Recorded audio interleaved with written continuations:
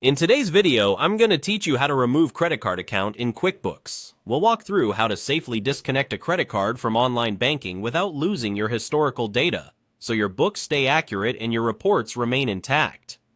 First, open the chart of accounts. This is the list of every account in your company file. You can get there from the accounting area in QuickBooks.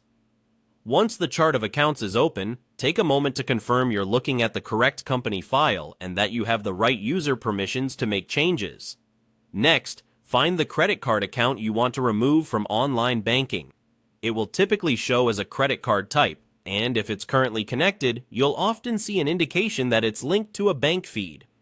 Be sure you've chosen the exact account you intend to disconnect, especially if you manage multiple cards from the same bank.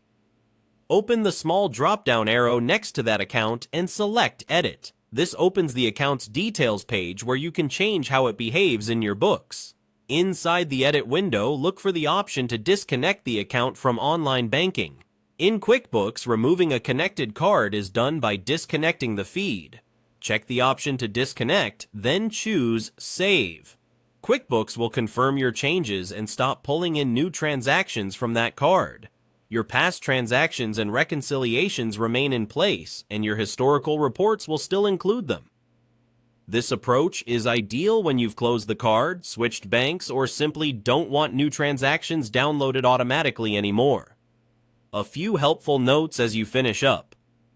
Disconnecting does not delete the account or erase any existing entries. It just stops new bank feed imports. If you had any pending transactions in the For Review tab, decide how you want to handle them before disconnecting so nothing is left in limbo. It's also a good idea to do this at a natural stopping point in your bookkeeping, like after you've categorized recent transactions or wrapped up a reconciliation, to keep your workflow clean. If you ever need to reconnect later, you can come back to the same account and set up the bank connection again without losing your history. That's it! You've opened the chart of accounts, selected the credit card, edited it, and disconnected the feed, then saved your changes. Your books stay intact, and the bank feed is turned off. Thanks for watching, and great job taking control of your QuickBooks accounts.